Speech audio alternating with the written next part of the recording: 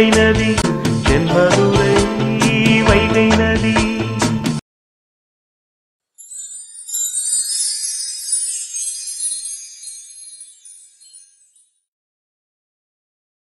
நீங்க பேசிட்டு இருங்க சார், நான் போய் உங்களுக்கு காஃபி போட்டு எடுத்துட்டு வரேன். அம்மா, நீங்க சொன்ன கண்டிஷனுக்கு எனக்கு ஓகே. நீங்க சொன்ன மாதிரியே பொண்ணு கொடுத்து பொண்ணு எடுத்துக்கலாம். உங்க பேத்தியை நான் கல்யாணம் பண்ணிக்கிறேன். தம்பி, நிஜமாவா சொல்றீங்க? ஆமாம்மா. என் பேத்தியை ரொம்ப கொடுத்து வச்சவ. என்னது, நான் கொடுத்து வச்சவளா? ஏதே மலரு, போய் தம்பிக்கு காஃபி போட்டுட்டு வா. நல்ல சக்கரை அதிகமா போட்டு எடுத்துட்டு வா. இல்லம்மா, வேண்டாம். நான் ஊடுபட்ட நேரத்துல எல்லாம் எதுவும் குடிக்கிறது இல்ல. அப்படின்னா தம்பி நீங்க சாப்பிட்டு தான் போகணும். இல்ல, எங்க அக்கா எனக்காக வெயிட் பண்ணிட்டு இருப்பாங்க. நான் கிளம்புறேன். நீங்க வீட்டுல இருக்கிற எல்லார்கிட்டையும் கலந்து பேசிட்டு எனக்கு தகவல் சொல்லி விடுங்க. முக்கியமா மலர்கிட்ட. என் பேத்தி நான் சொன்னா தட்ட மாட்டா. நான் கிழிச்ச கோட்டை தாண்ட மாட்டா. நான் பாக்குற மாப்பிளைய கல்யாணம் பண்ணிக்கிறேன்னு எனக்கு வாக்கு கொடுத்துருக்கா. சரிங்கம்மா, இருந்தாலும் இது கல்யாண விஷயம். அதனால நீங்க முதல்ல அவங்க கிட்ட நல்லா கேட்டுக்கங்க. அதுக்கப்புறம் உங்க வீட்டுல இருக்கிற எல்லார்கிட்டையும் கலந்து பேசிட்டு எனக்கு தகவல் சொல்லி விடுங்க. என்னோட ஃபோன் நம்பர் கொடுத்துட்டு போறேன். நீங்க உங்க வீட்டுல எல்லார்கிட்டையும் பேசிட்டு எனக்கு கால் பண்ணி சொல்லுங்க. சரிங்களா? சரிங்க தம்பி. இந்த என் பேத்தி பின்னாடி தானே நிக்கிறா, அவகிட்ட உங்க முன்னாடியே காட்டுருவோம். ஏத்தே மலரு, சொல்லு, தம்பி கேட்டதுக்கு உனக்கு சம்மதமா? நானே ஏற்கனவே ஏகப்பட்ட பிரச்சனையில இருக்கேன். அதெல்லாம் போதாதுன்னு இது வேறையா? மலரு சொல்லுதே, தம்பி இருக்காருல, சொல்லு. அவர் இருக்கும்போதே நீ ஒரு வார்த்தை பேசிட்டேன்னு வை, அவரும் திருப்தியா கிளம்பி போவாரு. நான் இருக்கும்போது அவங்க கிட்ட நீங்க கேட்காதீங்கம்மா. நான் போனதுக்கு அப்புறம் கேளுங்க. இல்ல தம்பி, உங்க முன்னாடியே கேட்கறது தான் எல்லாருக்குமே நல்லது. மலரு சொல்லுதே, சொல்லு. தம்பி இருக்காருல, உன் விருப்பத்தை சொல்லு. ஆச்சி, நான் இவர்கிட்ட கொஞ்சம் தனியா பேசணும். தம்பி பேசலாம். எங்க வரணும்? நீங்க இங்க பேசுங்க, நான் உள்ள போய்க்கிறேன். இல்ல ஆச்சி, வேண்டாம், அது வேண்டாம். நீங்க பின்னாடி கொல்லை பக்கம் வர்றீங்களா? வரேன். பேசிட்டு வரட்டாமா? தாராளமா பேசுங்க தம்பி. ஏத்தே மலரு, கூட்டிட்டு போ. வாங்க. வரேன். தம்பி, நான் சொன்னதையெல்லாம் கொஞ்சம் மனசுல வச்சுக்கோங்க. அவ குழந்தை பிள்ளை, பேச்சுதான் பெரிய மனுஷி மாதிரி பேசுவா. ஆனா ஒரு விவரமும் தெரியாது. நான் பாத்துக்கிறேம்மா. அது எனக்கு தெரியும் தம்பி. உங்க மேல எனக்கு ரொம்ப நம்பிக்கை இருக்கு. ஒரே பார்வையில உங்க அக்கால நீங்க எப்படி எல்லாம் கவனிச்சுக்கிறீங்கிறத நான் புரிஞ்சுக்கிட்டேன். அதே மாதிரி என் பேத்தியையும் நீங்க நல்லா பாத்துக்கிடுவீங்கிற நம்பிக்கை எனக்கு இருக்கு. அதனாலதான் தப்புன்னு தெரிஞ்சும் இப்படி ஒரு கண்டிஷனை உங்ககிட்ட வச்சேன். அதே மாதிரி உங்க அக்கா இந்த வீட்டுக்கு வந்தாலும் உங்க அக்காவை மனங்கோணாம கண்கலங்காம பாத்துக்கிட வேண்டியது என் பொறுப்பு. சரிங்கம்மா. சரி, நான் போய் பேசிட்டு வரட்டுமா? சந்தோஷமா போங்க. அது என் பேத்தியை உங்களுக்கு பிடிச்சிருக்கு தானே? நல்ல அழகான பிள்ளை, நல்ல குணமான பிள்ளை. கொஞ்சம் துடுக்க பேசுவாளே ஒழிய மனசுல எதுவும் வச்சுக்கிட மாட்டா. பிடிச்சிருக்கு தானே தம்பி? ஆமாம்மா, நீங்க எதை நினைச்சும் கவலைப்படாதீங்க. மலர் இந்த கல்யாணத்துக்கு சம்மதிச்சிட்டாங்கன்னா அவங்கள நல்லபடியா பாத்துக்க வேண்டியது என் பொறுப்பு. இது போதும் தம்பி, எனக்கு இது போதும். சரி, நீங்க கையை இறக்குங்க. ஆனா உன்ன கையெடுத்து கும்பிட்டு இருக்கீங்க. எனக்கு தான் சங்கடமா இருக்கு. எனக்கு ரொம்ப சந்தோஷமா இருக்கு. என் பேத்தியை உங்க கையில ஒப்படைக்க போறேன்னு நினைச்சதும் எனக்கு என்ன செய்யறதுன்னு தெரியல. சரி, நீங்க போய் பேசிட்டு வாங்க. கடவுளே, எல்லாமே நான் நினைச்ச மாதிரியே நல்லபடியா நடக்கணும். என் பேத்தி இனிமேல் நல்லா இருப்பா. அவளுக்கு எந்த குறையும் வராது. அந்த நம்பிக்கை எனக்கு இருக்கு.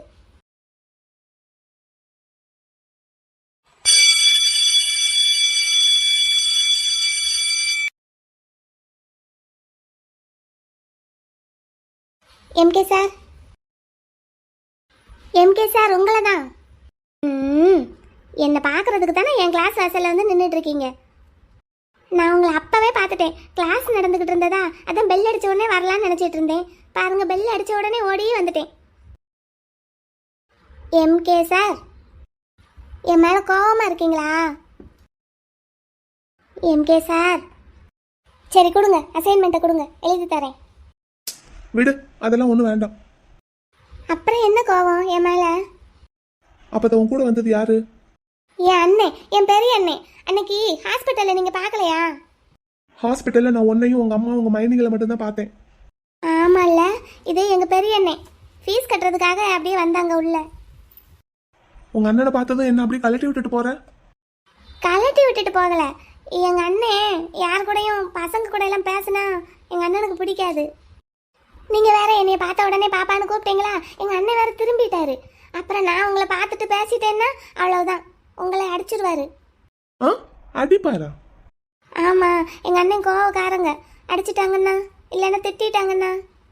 அதான் நான் கண்டுக்கிடாம போயிட்டேன். அப்போ உங்க வீட்டுக்கெல்லாம் நான் வந்தேன், அப்போல்லாம் நீ ஒன்றும் சொல்லல.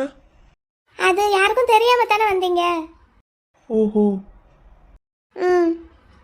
அப்படின்னா உங்க அண்ணன் இருந்தாங்கன்னா நீ என்கிட்ட பேச மாட்ட.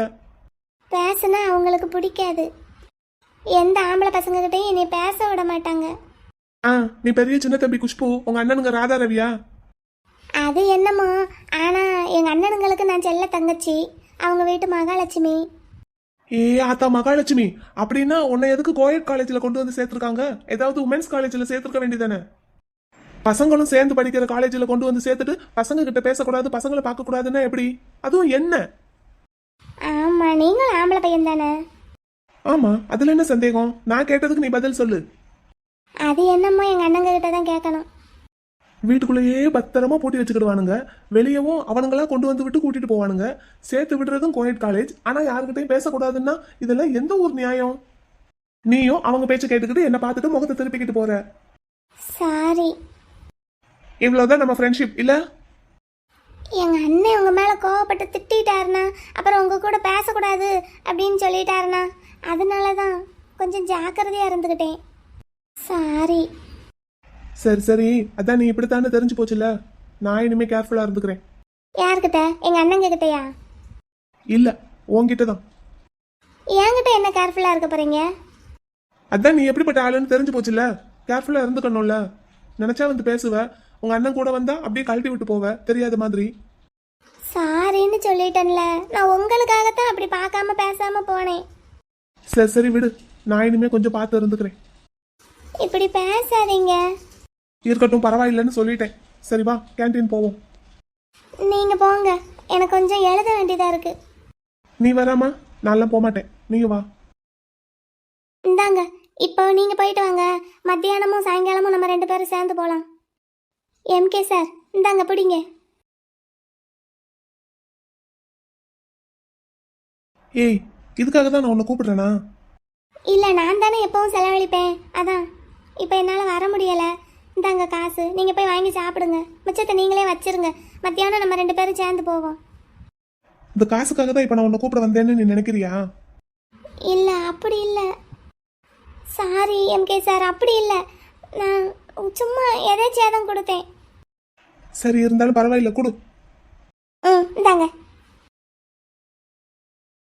சரி, நீ போய் எழுது. ஆமா, உனக்கே எழுத நிறைய இருக்குங்கிற, அப்புறம் எப்படி எனக்கு அசைன்மெண்ட் எழுதி கொடுப்ப? நான் சாயங்காலம் வீட்டுக்கு போய் எழுதுறேன், அப்போ எனக்கு வேலையே இருக்காது. 2 நாள்ல முடிச்சு கொடுத்துடணும். கண்டிப்பா கண்டிப்பா முடிச்சு கொடுத்துருவேன். சரி, உன்னை நம்புறேன். சாயங்காலம் பிரேக் டைம்ல தரட்டுமா? சரி, இப்போ நீ கேண்டீன் வரலன்னு சொல்றியே, உனக்கு பசிக்காதா? எனக்கெல்லாம் எப்பவுமே பசிக்கவே பசிக்காது. எப்பவுமே எங்க வீட்டில் சாப்பாடு ரொம்ப ஹெவியா இருக்கும். பாதாம் பால் வேற கொடுத்துக்கிட்டே இருப்பாங்க, அதனால எனக்கு பசியே எடுக்காது. அதான், உனக்கு எங்க பசிக்க போகுது? ஆனா நீ நல்ல கொழுக்கு முழுக்குன்னு தான் இருக்க. பாதாம் பால் அது இதுன்னு குடிச்சு சாப்பிட்டு ரொம்ப வெயிட் போட்டுட்டேனா? இல்ல, ஆனா இதுவும் நல்லா தான் இருக்கு. வெயிட் குறைக்கிறதுக்கு என்ன செய்யலாம்? அதுக்கு ஒரு ஐடியா கொடுங்களேன். ஆமா, உனக்கு ஐடியா கொடுக்கறதுக்குன்னே எங்க வீட்டுல என்னை பெத்து விட்டுருக்காங்க பாரு. போ, எழுதுறதுக்கு இருக்குன்னு சொன்னேன், போய் எழுது போ. சரி. இங்க பாரு பாப்பா, ஆ இன்னொரு தடவைலாம் உங்க அண்ணன் கூட நீ காலேஜுக்கு வர்றதுன்னா என்கிட்ட முன்னாடியே சொல்லிடு. எதுக்கு? உன்னை பாக்குறதுக்கு நான் வராம இருந்துக்கிறேன்.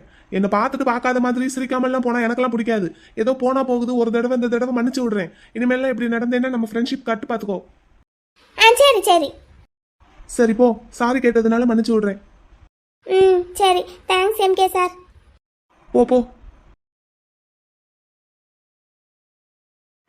இவளை விட்டுட்டு நம்ம மட்டும் கேண்டீன் போய் சாப்பிட்றதா? நல்லாவே இருக்காது. அப்போல்லாம் பசிச்சது, இப்போ பசிக்கல. பேசாம கிளாஸ்க்கு போவோம். என்ன சுமதி, உங்க அக்கா வீட்டுக்கு வந்துட்டு திரும்ப போற மாதிரி தெரியுது. எங்க அக்காவை தான் பார்க்க வந்தேன், காணோம் அவளை. ரேஷன் கடைக்கு போறேன்னு போனா, இன்னும் திரும்ப வரல போல. சரி வரட்டும். ஆமா, ஐஸுக்கு ஏதோ சம்மந்தம் வந்திருக்கிறதா பேசிக்கிட்டு இருந்தாங்க. ஆமா சுமதி, ஐஸுக்கும் கல்யாண வயசு வந்துருச்சுல, அதான் ஒரு நல்ல மாப்பிள்ளைய பார்க்க சொல்லி தரகத்தை சொல்லி விட்டுருந்தேன். நல்ல சம்மந்தம் அமைஞ்சிருச்சா? ஆமா சுமதி, மாப்பிள்ளை நல்ல வசதியான இடம், பிசினஸ் பண்றாங்களாம், பஜார்ல பெரிய கடை ஒன்று வச்சிருக்காங்களாம். அப்படியா? பரவாயில்லையே. ஐசப்பா பிசினஸ் பண்ற மாப்பிள்ளைக்கு தான் பொண்ணு கொடுப்பேன்னு சொல்லிட்டாரு. நீங்களும் பிசினஸ் குடும்பம், அப்ப அப்படியே ஒரு குடும்பத்துல பொண்ணு கொடுத்தா தானே சரியா இருக்கும். சேர்த்தேன். அப்புறம் நீங்க பொண்ணு பார்க்க போனீங்களே என்னாச்சு? எங்க அக்கா சொல்லியிருப்பாள்ல. சொன்னா ஏதோ பொண்ணு கொடுத்து பொண்ணு எடுத்தாதான் அப்படின்னு உங்க ஆச்சி சொல்லிட்டு வந்துட்டாங்களாமா, அப்படியா? ஆமா, அதுக்கு பொண்ணு வீட்டில் ஒன்று சம்மதிக்கல. அந்த விஷயம் அப்படியே கடப்பில் கிடக்கு. ஆனா ஒன்று சுமதி, உன் நாத்தனாரையும் இப்படி ஒரு இடத்துல தள்ளி விட்டாதான் உண்டு. இல்லாட்டி அவளுக்கெல்லாம் இந்த காலத்தில் கல்யாணம் நடந்துக்கிடாது. அதுவும் சரிதான். அந்த கறிக்கடை மாப்பிள்ள என்னாச்சு? அவன் இருக்கான். எனக்கு கூட இப்போ பொண்ணு பார்த்துட்டு வந்தமே, அந்த பொண்ணோட தம்பியை என் நாத்தனாருக்கு கட்டணும்னு தான் ஆசை. அது ஏன் அப்படி?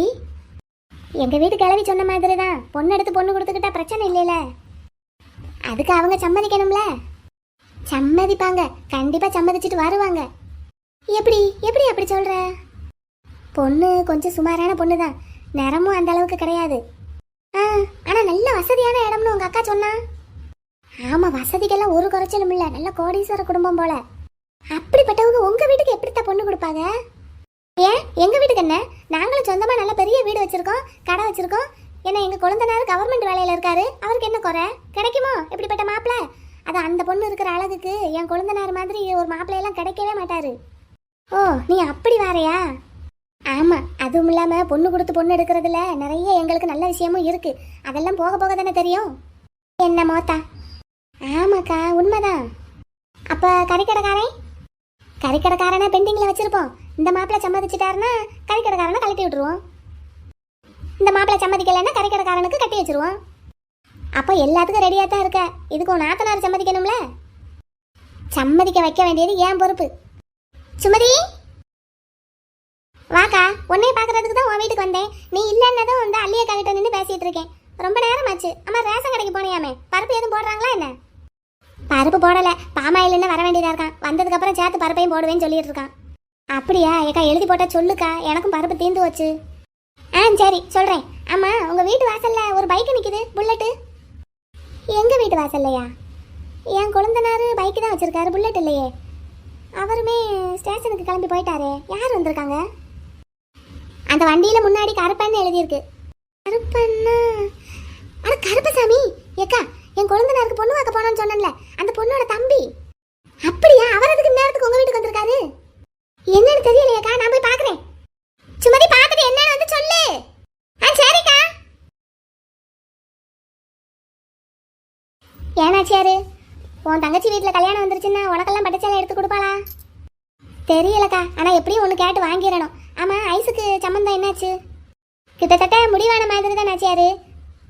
பொண்ணு பார்க்கறதுக்கு இந்த வாரத்தில் ஒரு நாள் வர சொல்லியிருக்கோம். தீபாவளினால கடையில் ரொம்ப பிஸியாக இருக்காரா மாப்பிள்ள. அப்படியா? பெரிய கடை வச்சிருக்கிறதா சொன்னீங்களேக்கா? ஆமாம், டவுனுக்குள்ளேயே பெரிய கடை அவங்களோட கடை தான். அப்போ நல்ல பெரிய சம்மந்தம் தான் என்ன? ஆமாம், பின்ன எங்கள் பொண்ணு அப்படிப்பட்ட இடத்துல தான் கொடுப்போம், இல்லாத வீட்லையா கொடுப்போம்? சரிங்கக்கா சரிங்கக்கா, கொடுங்க கொடுங்க, நல்லபடியாக கல்யாணம் முடிச்சு கொடுங்க. தனியா பேசணும்னு கூட்டிட்டு வந்துட்டு இப்படி என்ன முறைச்சு பார்த்துக்கிட்டே இருந்தா என்ன அர்த்தம்? இல்லை, நேற்று நான் உங்கள் ஆஃபீஸுக்கு வந்தப்போ கூட இந்த ஐடியா உங்களுக்கு இல்லை போலையே. இப்போ திடீர்னு என்ன கல்யாணம் பண்ணிக்கணும்னு ஐடியா? எதுக்காக இந்த முடிவு? யாருக்காக இந்த முடிவு?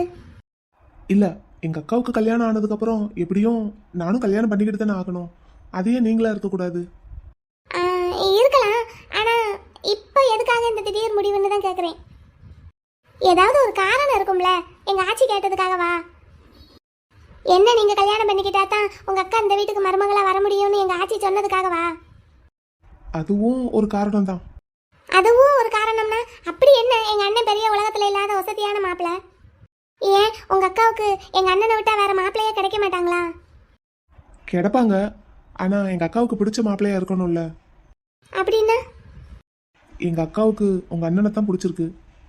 அது பொண்ணு பார்க்க வந்ததுனால பிடிச்சிருக்கு. இல்ல, பிடிச்சதுனால தான் பொண்ணு பார்க்கறதுக்கே வர சொன்னேன். புரியல. எங்க அக்கா ரொம்ப நாளா உங்க அண்ணனை தான் மனசுல நினைச்சிட்டு இருக்கா. அப்படியா? நானும் அவளுக்காக நிறைய மாப்பிள்ளை பார்த்துட்டேன். மாப்பிள்ளைங்களோட போட்டோவை காட்டினா அவளுக்கு எந்த மாப்பிள்ளையும் பிடிக்கலன்னே சொல்லிட்டு இருந்தா. சரி. அப்புறம் எங்க ஆத்தாவை விட்டு பேச சொன்னதுல அவங்களும் பேசி, சரி உன் விருப்பத்துக்கே நீ மாப்பிள்ளை பாருன்னு என் விருப்பத்துக்கு எங்க அக்கா விட்டுட்டா. அது வெறும் வாய் வார்த்தையா தான் அப்படி என்கிட்ட சொல்லியிருக்கான்னு அப்போ எனக்கு புரியல. சரி. அப்புறம்தான் ஒரு நாள் நான் எதேச்சியா பார்த்தேன். எங்க ஆஃபீஸில் சிசிடிவி ஃபுட்டேஜ் எடுத்து அவள் அடிக்கடி பார்த்துட்டே இருந்தா. ஒரு ஃபுட்டேஜை மட்டும் ரெகுலராக பார்த்துட்டே இருந்தா. ஆ அந்த ஃபுட்டேஜில் உங்க அண்ணன் தான் இருந்தாரு. அந்த கிளிப்பை மட்டும் தனியாக சேவ் பண்ணி வச்சிருக்கா சிஸ்டத்தில். ஓ என்கிட்ட சொல்றதுக்கு யோசிச்சுக்கிட்டு இப்போ வரைக்கும் என்கிட்ட அதை பத்தி எதுவுமே சொல்லலை. ஆ அதுக்கப்புறம் உங்க அண்ணனை பத்தி நல்லா விசாரிச்சுட்டு உங்க வீட்டில் சம்மந்தம் பேசுறதுக்கு ஒரு பெரியவரை அனுப்புனேன். ஆ சரி. உங்க வீட்லயும் ஓகே சொல்லிட்டாங்க. உங்க அண்ணன் போட்டோவை எங்க அக்கா கிட்ட காட்டினப்போ ரொம்ப சந்தோஷப்பட்டா.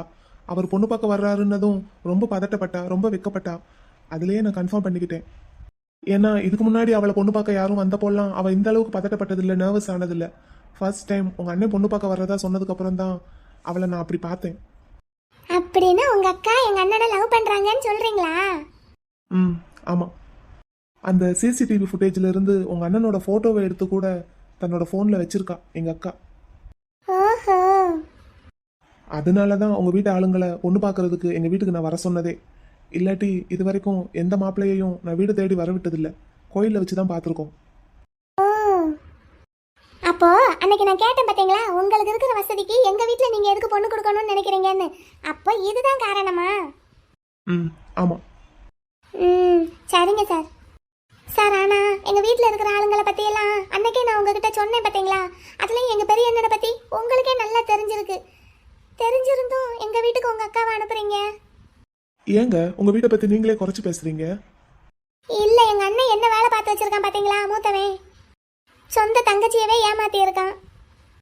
இதுல எங்க கோபாலே பட்டு பட்டுன்னு கையை வாங்கிடுவான். யாரு என்னன்னு பார்க்க மாட்டான். போலீஸ்காரன் வேறையா, அவனுக்கு அடித்தடி எல்லாம் சர்வ சாதாரணம்.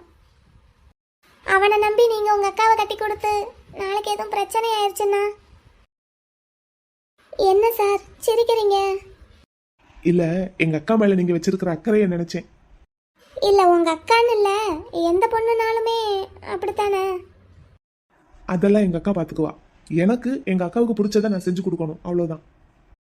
ஓ அதுக்கு நீங்க என்ன கல்யாணம் பண்ணிக்கணும்னு எங்க ஆச்சி சொன்னாங்க, அதனால என்ன கல்யாணம் பண்ணிக்கிறதுக்கும் ரெடியா இருக்கீங்க.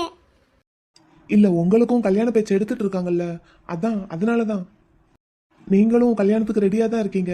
நேத்து சொன்னீங்களே என்கிட்ட. ஆமா சொன்னேன். சொன்னேன் தான். என்ன பிடிச்சிருக்கா உங்களுக்கு? அது எப்படி சொல்றது, பிடிச்சிருக்குன்னு சொல்ல முடியாது, அதுக்காக பிடிக்கலன்னு சொல்லிட முடியாது. ஆனா நான் யாராவது ஒருத்தரை கல்யாணம் பண்ணித்தானே ஆகணும், எங்க ஆட்சிக்காகவாது. அதுக்கு அப்படி பார்த்தா நீங்க ஓகே தான். உங்களுக்கு எப்படி? Same to you. ஆனா நீங்க இப்படி பட்டு பட்டுன்னு ஒன்று சொல்லிடுறீங்க, எனக்கு சிரிப்பா வந்துடுது. அதான் அதான். அப்போ பிடிச்சிருக்குன்னு இல்லாட்டினாலும் பிடிக்கலன்னு இல்லைல. ஆ ஆமா. அப்ப போக போக பிடிச்சிருமா? தெரியல, பார்க்கணும். சரி இப்போ நான் உங்ககிட்ட ஒன்று கேட்குறேன். உங்கள் அக்காவுக்காக நீங்கள் என்ன கல்யாணம் பண்ணிக்கணும்னு நினைக்கிறீங்க, நான் எதுக்காக உங்களை கல்யாணம் பண்ணிக்கணும்? எங்கள் அண்ணனுக்கு உங்கள் அக்காவை விட்டா நிறைய பொண்ணுங்க கிடப்பாங்களே. ஆ அதான் அதான். இந்த கேள்வியை நீங்க என்கிட்ட கேட்கலைன்னா தான் நான் ஆச்சரியப்பட்டிருப்பேன். ஆ நான் நல்ல புத்திசாலி தான், கேட்டுட்டேன் பார்த்தீங்களா. நீங்கள் உங்கள் அக்காவுக்காக என்ன கல்யாணம் பண்ணிக்கிறீங்க, நான் எதுக்காக உங்களை கல்யாணம் பண்ணிக்கணும்? உங்க கடை டாக்குமெண்ட், அதுக்காக. அதுக்காகன்னா? அந்த டாக்குமெண்ட்டை நீங்க தலை கீழா நின்னாலும் அரவிந்தன் கிட்ட இருந்து திரும்ப வாங்கிக்கவே முடியாது. ஆமாவா? ஆமாம், என்னால் 35 லட்சமும் அதுக்கு வட்டியும் கண்டிப்பாக ரெடி பண்ணிக்கிட முடியாது. ஸோ உங்களோட கடை டாக்குமெண்ட் அதை திருப்பி தர வேண்டியது என்னோட பொறுப்பு. எனக்காக நீங்கள் 35 லட்சம் கட்டி அந்த டாக்குமெண்ட்டை திருப்ப போகிறீங்களா? அப்போ தப்பு பண்ண எங்கள் அண்ணே. சரி, இப்போ நான் என்ன பண்ணணும்? எங்கள் அண்ணன் தான் அந்த டாக்குமெண்ட்டை எனக்கு திருப்பி கொடுக்கணும். அவ்வளோதானே, விடுங்க, நான் பார்த்துக்கிறேன். நிஜமாவா? நீங்க பாத்துக்கிடுவீங்களா? ம், பார்த்துக்கிறேன். சூப்பர் சார், ரொம்ப தேங்க்ஸ் உங்களுக்கு. இன்னும் என்ன? இல்ல உங்க அக்காவுக்காக நீங்க என்ன கல்யாணம் பண்ணிக்கிட்டாலும் எங்க அண்ணனுக்கும் உங்க அக்காவை பிடிச்சிருக்கு, உங்க அக்காவுக்கும் எங்க அண்ணனை பிடிச்சிருக்கு. அப்படிங்கிறப்போ நீங்க எனக்காக செய்யறது ரொம்ப அதிகமோ அப்படின்னு தோணுது.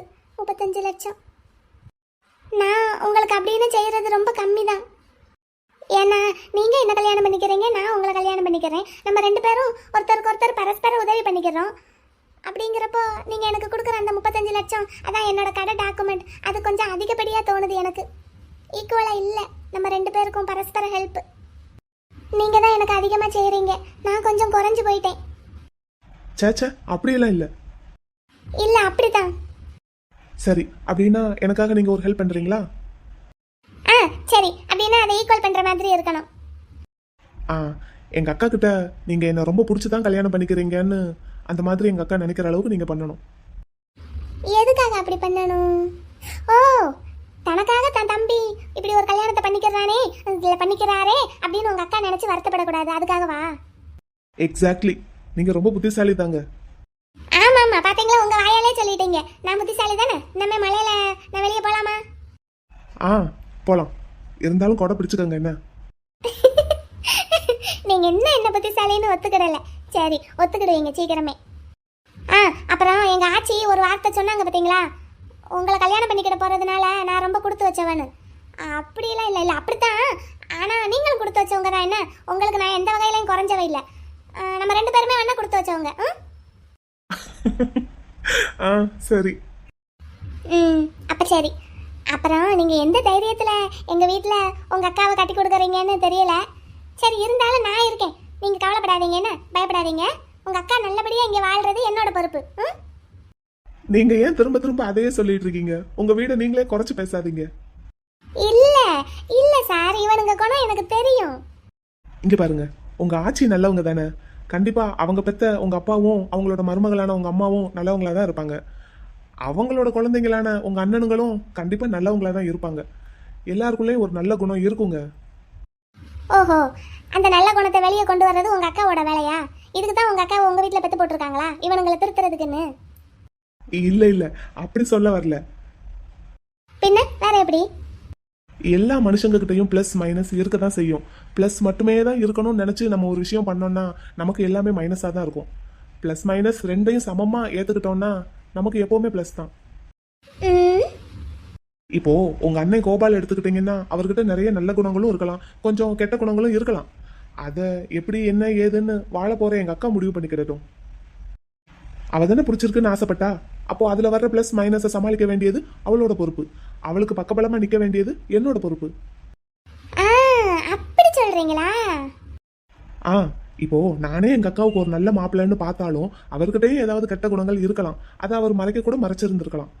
அப்போ என்ன செய்ய முடியும் சொல்லுங்க? எதுவானாலும் நாங்க ஃபேஸ் பண்ணி தானே ஆகணும். ஆமா ஆமா ஆமா. அப்போ அந்த மாப்பிள்ளை உங்க அண்ணனா இருக்கிறதுல என்ன தப்பு? இன்னொரு எக்ஸ்ட்ரா ரீசன், எங்க அக்காவுக்கு உங்க அண்ணனை ரொம்ப பிடிச்சிருக்கு. Correct correct. உங்க பாயிண்ட் ஆஃப் வியூவை நான் கேட்ச் பண்ணிட்டேன். நீங்க சொல்றது எல்லாம் எனக்கு நல்லா புரிஞ்சிருச்சு. சரி, அப்ப அது நமக்கும் பொருந்தும். இப்போ உங்களை நான் கல்யாணம் பண்ணிக்கிறதுக்கு எனக்கு சில கண்டிஷன்ஸ் இருக்கு. அதை நான் சொல்லலாமா? ஆ சொல்லுங்க. உங்களை கல்யாணம் பண்ணிக்கிட்டாலும் நான் எப்பவும் போல எஃப்எம் ஸ்டேஷனுக்கு வேலைக்கு போவேன். ஆ சரி. அதுக்கப்புறம் நீங்க என்னோட ஜவுளி கடையை திருப்பி கொடுத்துருவேன்னு சொல்லியிருக்கீங்க. அப்படி திருப்பி கொடுத்ததுக்கு அப்புறம் எங்க அண்ணனை அந்த கடைக்குள்ள நான் விட மாட்டேன். நான் தான் அந்த கடையோட முழு பொறுப்பையும் ஏத்துக்கிடுவேன். அதுக்கு நீங்க சம்மதம் சொல்லணும். ஓகே, கண்டிப்பா. அடுத்து நம்ம கல்யாணம் முடிஞ்சாலும் நான் நானா தான் இருப்பேன். நான் இப்ப எப்படி இருக்கணும் அப்பவும் அப்படியே தான் இருப்பேன். அப்படின்னா புரியல. அது நான் எப்படின்னா, என்கிட்ட யாராவது ஹெல்ப்னு கேட்டாங்கன்னா, இல்லை எங்கேயாவது ஏதாவது தப்பு நடந்ததுன்னா உடனே நான் போய் ஹெல்ப் பண்ணிடுவேன். அதனால ஏதாவது பிரச்சனை வந்ததுன்னா அதை நான் பார்த்துக்கிறேன். அதுக்கும் மேலே அந்த பிரச்சனையை உங்ககிட்ட கொண்டு வந்தாங்கன்னா நீங்கள் அதுக்காக என்னெல்லாம் கேள்வி கேட்கக்கூடாது. ஏன்னா பொது காரியத்தில் ஈடுபட்டா சின்ன சின்ன சண்டைகள் பிரச்சனைகள் அப்பப்போ வரத்தான் செய்யும். அதுக்கெல்லாம் எங்கள் அண்ணனுங்க மாதிரி நீங்கள் எப்போ என்னை திட்டிகிட்டே இருக்கக்கூடாது. என்ன இதை சொன்ன உடனே மூஞ்சி சுண்டுது? அது சரி, பார்த்துக்கலாம். பார்த்துக்கலாம் இல்லை, என் பிரச்சனையை நான் பார்த்துக்கிடுவேன். அதில் நீங்கள் தலையிடாமல் இருந்தால் போதும். சரி ஓகே, நீங்களா சொல்கிற வரைக்கும் நான் எதுலேயும் தலையிட மாட்டேன். ஓகே. மெயின் கண்டிஷன்னா அது எவ்வளவுதான். நீ மற்றதெல்லாம் அப்பப்போ பார்த்துக்கலாம். உங்களுக்கு ஏதாவது கண்டிஷன் இருக்கா? எனக்கு நான் ஒன்னே ஒன்று சொன்னேன்ல, அது மட்டும்தான். ஒன்னே ஒன்று என்னது? அந்த உங்கள் அக்கா கிட்ட உங்களை நான் பிடிச்ச மாதிரி நடந்துக்கிடணும், அதானே? அதான். அது மட்டும் நீங்கள் எனக்கு பண்ணீங்கன்னா போதும். எங்கள் அக்கா கிட்ட மட்டும் இல்லை, மொத்தமாக என் வீட்டில் இருக்கிற எல்லார்கிட்டையும், என் ஆத்தா கிட்ட, ஐயா கிட்ட, என் தம்பி கிட்ட, எல்லார்கிட்டையும். சரி ஓகே. ஓகே, எனக்கு அவ்வளோதான், வேற ஒன்றும் இல்லை. சரி, அப்படின்னா மற்றதை நம்ம போக போக பார்த்துக்கலாம், அவ்வளோதானே? அப்போது இந்த கல்யாணத்துக்கு என்னை கல்யாணம் பண்ணிக்கிறதுக்கு உங்களுக்கு சம்மதமா? ஓகே. உங்களுக்கு? ஓகே தான்.